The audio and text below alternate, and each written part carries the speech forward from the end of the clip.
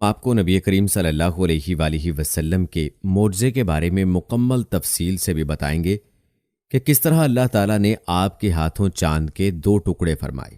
لیکن پہلے آپ کو چند صحابہ کے مصائب بتاتے ہیں جن کا تذکرہ گزشتہ ویڈیو سے چلا آ رہا ہے۔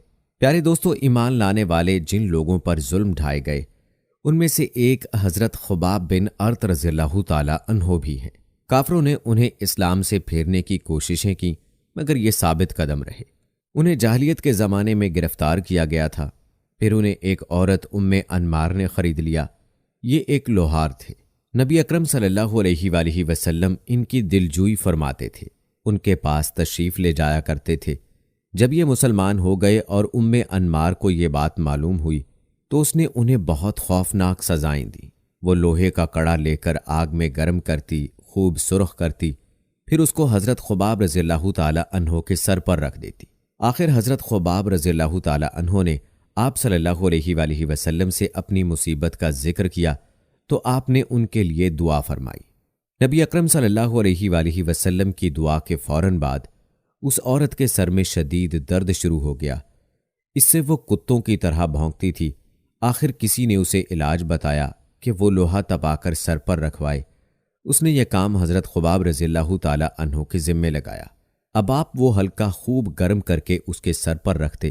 دوستو، حضرت خباب رضی اللہ تعالی عنہ فرماتے ہیں کہ ایک روز میں حضور نبی کریم صلی اللہ علیہ وآلہ وسلم کی خدمت میں گیا، اور یہ وہ زمانہ تھا جب ہم پر خوب ظلم کیا جاتا تھا۔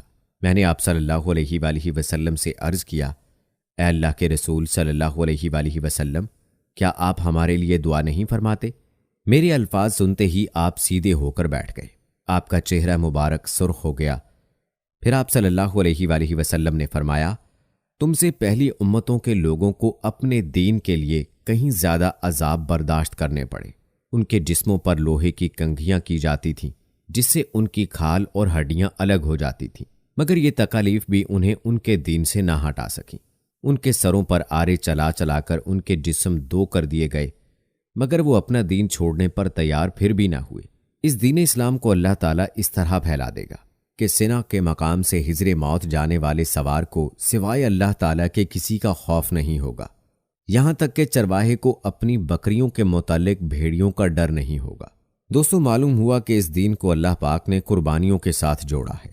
یہی وجہ تھی کہ نبی کریم صلی اللہ علیہ وآلہ وسلم نے اپنی حدیث میں گزشتہ قوموں کی قربانیوں کو یاد دلایا اور یہ باور فرمایا کہ اللہ تعالیٰ کا دین ہمیشہ قربانیوں سے پھیلا ہے، اور پھر یہ فرمایا کہ آپ کی قربانیاں بھی ایک دن رنگ لائیں گی، اور یہ دین یعنی دین محمدی صلی اللہ علیہ وآلہ وسلم ایک دن آئے گا کہ پوری دنیا میں پھیل جائے گا۔ پیارے دوستو، ایک دوسرے مقام پر حضرت خباب بن ارط رضی اللہ تعالی عنہ فرماتے ہیں، ایک دن میرے لیے آگ دہکائی گئی، پھر وہ آگ میری کمر پر رکھ دی گئی، اور پھر اس کو اس وقت تک نہیں ہٹایا گیا جب تک کہ وہ آگ میری کمر کی چربی سے بجھ نہ گئی۔ اللہ اکبر۔ دوستو، صحابہ رضوان اللہ اجمعین کی ان تکالیف کے بارے میں سن کر انسان کا دل کانپ جاتا ہے۔ خود ہی سوچ لیں کہ آگ کے انگارے دہکتے ہوئے آپ کے جسم پر ڈال دیے جائیں، کتنا عظیم ظلم ہے۔ لیکن مشرکین مکہ کے دل ایسے پتھر دل تھے کہ انہوں نے اس قدر سخت مظالم بھی صحابہ پر ڈھائے، لیکن اللہ تعالیٰ نے اپنے بندوں کو استقامت عطا فرمائی، اور مشرکین کی ہر طرح کی کوشش کے باوجود بھی صحابہ اپنے ایمان پر ڈٹے رہے۔ ہمیں بھی چاہیے کہ اللہ رب العزت سے اپنے ایمان کی استقامت مانگا کریں۔ یاد رہے کہ اصل یہی ہے کہ ہماری زندگی بھی ایمان پر گزرے اور ہماری موت بھی ایمان پر ہو۔ پیارے دوستو، ایسے ہی صحابہ میں حضرت عمار بن یاسر رضی اللہ تعالی عنہ بھی تھے جنہوں نے اسلام کی خاطر سخت تکالیف کا سامنا کیا۔ حضرت عمار بن یاسر رضی اللہ تعالی عنہ کو ان کے دین سے پھیرنے کے لیے مشرکوں نے طرح طرح کے ظلم کیے، آگ سے جلا جلا کر عذاب دیے، مگر وہ دین پر قائم رہے۔ علامہ ابن جوزی رحمہ اللہ لکھتے ہیں، ایک مرتبہ حضرت صلی اللہ علیہ وآلہ وسلم اس طرف تشریف لے جا رہے تھے۔ اس وقت حضرت عمار رضی اللہ تعالی عنہ کو آگ سے جلا جلا کر تکالیف پہنچائی جا رہی تھی۔ ان کی کمر پر جلنے کی وجہ سے کوڑ جیسے سفید داغ پڑ گئے تھے۔ حضرت صلی اللہ علیہ وآلہ وسلم نے ان کے سر پر ہاتھ پھیرا اور فرمایا، اے آگ، ٹھنڈی اور سلامتی والی بن جا، جیسا کہ تو ابراہیم علیہ السلام کے لیے ہو گئی تھی۔ دوستو کہتے ہیں کہ اس دعا کے بعد انہیں آگ کی تکلیف محسوس نہیں ہوتی تھی۔ حضرت ام ہانی رضی اللہ تعالی عنہا کہتی ہیں کہ حضرت عمار بن یاسر، ان کے والد یاسر، ان کے بھائی عبداللہ اور ان کی والدہ سمیہ رضی اللہ تعالی عنہا، ان سبھی کو اللہ کا نام لینے کی وجہ سے سخت ترین عذاب دیے گئے۔ ایک روز جب انہیں تکالیف پہنچائی جا رہی تھیں تو نبی کریم صلی اللہ علیہ وآلہ وسلم اس طرف سے گزرے۔ آپ نے ان کی تکالیف کو دیکھ کر فرمایا، اے اللہ، آل یاسر کی مغفرت فرما۔ ان کی والدہ سمیہ رضی اللہ تعالی عنہا کو ابو جہل کے چچا حذیفہ ابن مغیرہ نے ابو جہل کے حوالے کر دیا، یہ اس کی باندی تھیں۔ ابو جہل نے انہیں نیزہ مارا، اس سے وہ شہید ہو گئیں۔ اس طرح اسلام میں انہیں سب سے پہلی شہیدہ ہونے کا اعزاز حاصل ہوا۔ آخر انہی مظالم کی وجہ سے حضرت عمار رضی اللہ تعالی عنہ کے والد یاسر رضی اللہ تعالی عنہ بھی شہید ہو گئے، رضی اللہ عنہم ورضوا عنہ۔ اللہ تعالیٰ ان صحابہ اور صحابیات کے درجات کو بلند فرمائے کہ جنہوں نے دین کی خاطر ایسی سخت تکالیف برداشت کی۔ دوستو یہ تو تھا تذکرہ ان مظالم کا جو صحابہ کرام پر ڈھائے گئے۔ چلیے اب آتے ہیں اپنے موضوع کی جانب اور آپ کو نبی کریم صلی اللہ علیہ وآلہ وسلم کے مظالم کے بارے میں بتاتے ہیں۔ تو دوستو آپ کو بتاتے چلیں کہ اپنے ان مظالم اور بدترین حرکات کے ساتھ ساتھ جن کا تذکرہ آپ نے سنا، مشرکین مکہ حضور اکرم صلی اللہ علیہ وآلہ وسلم سے معجزات کا مطالبہ بھی کرتے رہتے تھے۔ ایک روز ابو جہل دوسرے سرداروں کے ساتھ حضور نبی کریم صلی اللہ علیہ وآلہ وسلم کے پاس آیا اور بولا، اے محمد، اگر تم سچے ہو تو ہمیں چاند کے 2 ٹکڑے کر کے دکھاؤ، وہ بھی اس طرح کہ ایک ٹکڑا ابو قبیس پہاڑ پر نظر آئے اور دوسرا قیقان پہاڑ پر نظر آئے۔ مطلب یہ تھا کہ دونوں ٹکڑے کافی فاصلے پر ہوں تاکہ اس کے 2 ٹکڑے ہونے میں کوئی شک نہ رہ جائے۔ دوستو کہتے ہیں کہ اس روز مہینے کی 14ویں تاریخ تھی، چاند پورا تھا۔ آپ صلی اللہ علیہ وآلہ وسلم نے ان کی یہ عجیب فرمائش سن کر فرمایا، اگر میں ایسا کر دکھاؤں تو کیا تم ایمان لے آؤ گے؟ انہوں نے یک زبان ہو کر کہا، ہاں بالکل ہم ایمان لے آئیں گے۔ آپ صلی اللہ علیہ وآلہ وسلم نے اللہ تعالیٰ سے دعا فرمائی کہ آپ کے ہاتھ سے ایسا ہو جائے۔ چنانچہ چاند فوراً 2 ٹکڑے ہو گیا۔ اس کا ایک حصہ ابو قبیس کے پہاڑ کے اوپر نظر آیا، دوسرا قیقان پہاڑ پر۔ اس وقت نبی کریم صلی اللہ علیہ وآلہ وسلم نے ارشاد فرمایا، لو اب گواہی دو۔ لیکن دوستو ان کے دلوں پر تو قفل پڑے تھے، کہنے لگے، محمد نے ہم لوگوں کی آنکھوں پر جادو کر دیا ہے۔ کچھ نے کہا محمد نے چاند پر جادو کر دیا ہے، مگر ان کے جادو کا اثر ساری دنیا کے لوگوں پر نہیں ہو سکتا۔ مطلب یہ تھا کہ ہر جگہ کے لوگ چاند کو 2 ٹکڑے نہیں دیکھ رہے ہوں گے۔ اب انہوں نے کہا، ہم دوسرے شہروں سے آنے والوں سے یہ بات پوچھیں گے۔ چنانچہ جب مکہ میں دوسرے شہروں کے لوگ داخل ہوئے تو انہوں نے چاند کے بارے میں ان سے پوچھا۔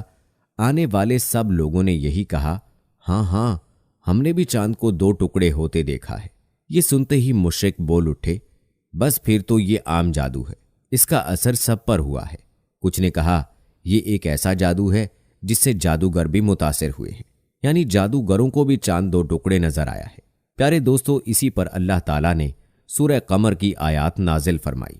قیامت نزدیک آ پہنچی اور چاند شک ہو گیا، اور یہ لوگ کوئی معجزہ دیکھتے ہیں تو ٹال دیتے ہیں اور کہتے ہیں یہ جادو ہے جو ابھی ختم ہو جائے گا۔ دوستو یاد رہے کہ مختلف قوموں کی تاریخ سے یہ بات ثابت ہوتی ہے کہ چاند کا 2 ٹکڑے ہونا صرف مکہ میں نظر نہیں آیا تھا، بلکہ دوسرے ملکوں میں بھی اس کا مشاہدہ کیا گیا تھا۔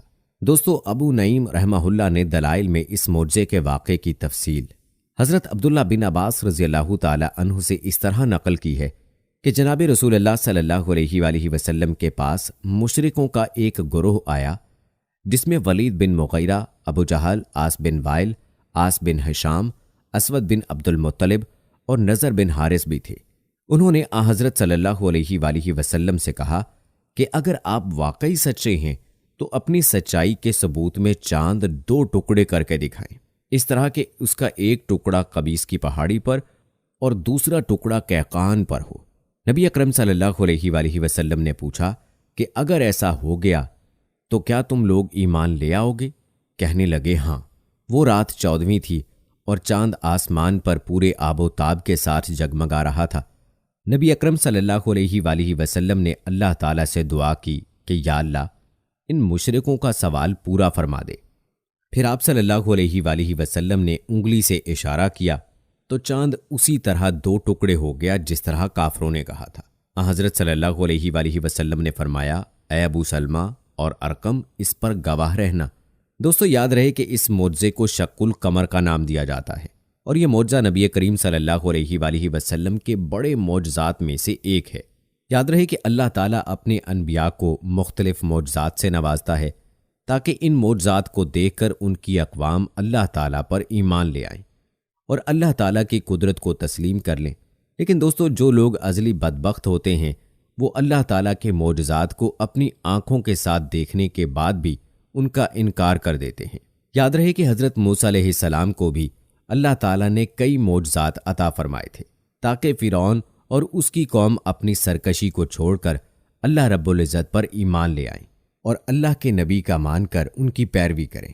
لیکن فرعون اور اس کی قوم میں بھی ایسے شقی القلب لوگ موجود تھے جن کے دل ہدایت کے نور سے منور نہ ہو سکے۔